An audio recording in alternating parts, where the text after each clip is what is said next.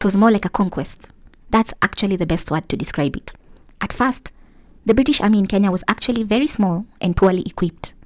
They didn't even have enough supplies.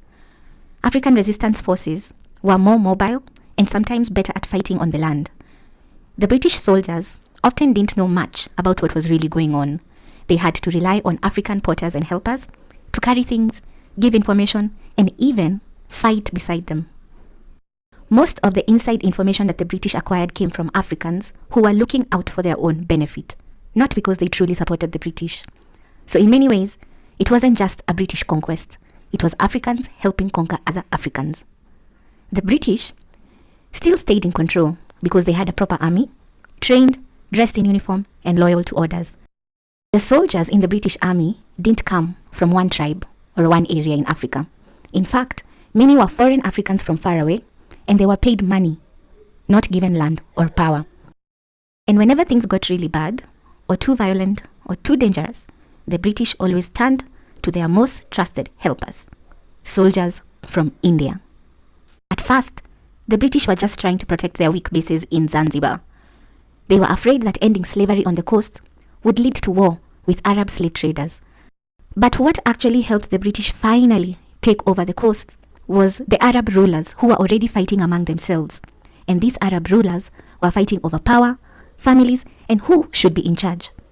This infighting is what gave the British a chance to slowly take control without any major battles in the coast. In the end, in the early 1890s, two powerful Arab families, the Nabahani of Witu and the Mazrui of Mombasa, were finally defeated. For many years, these families had refused to accept the rule of the Sultan of Zanzibar, who the British supported.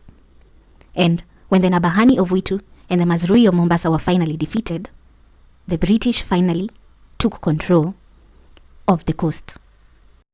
Many of the soldiers in the British Army were Zanzibaris, Sudanese, camel riders from Aden, and most importantly, Punjabis and Baluchis from India, who were really like the British Empire's own foreign army. So, the British didn't come storming into Kenya. They took over slowly by using Arab family conflicts, Indian Ocean power, and foreign soldiers. To make sure that they had complete control over the East African coast, the British decided to merge these foreign soldiers with the Sultan's guards. And the Sultan's guards back then used to be called Virobotos. So, the British combined the foreign soldiers and the Virobotos, and they renamed this group the East African Rifles. So, the first army in Kenya wasn't really made up of people from Kenya.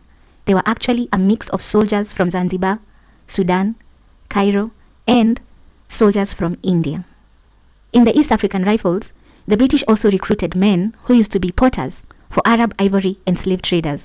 These men included the Nyamwezi, from what is now Tanzania, and the Manyema, who were once slaves from deep in the interior, now part of King Leopold's Congo.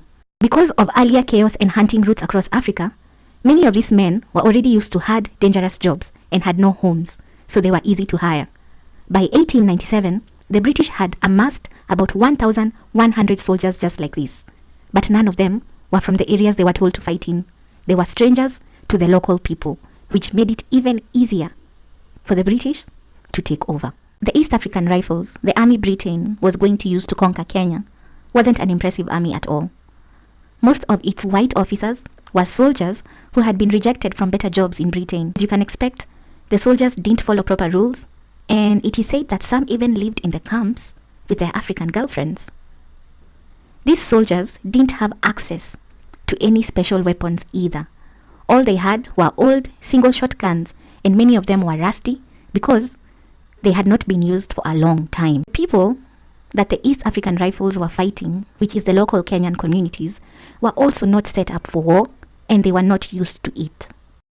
The locals didn't have governments or standing armies. Most of them had only recently met Arab or Zanzibari traders, and they didn't know much about guns.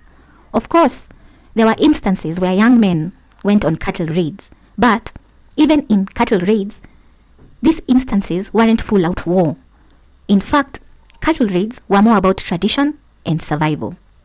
So, when the British came to take over, the local African communities had not experienced that level of warfare.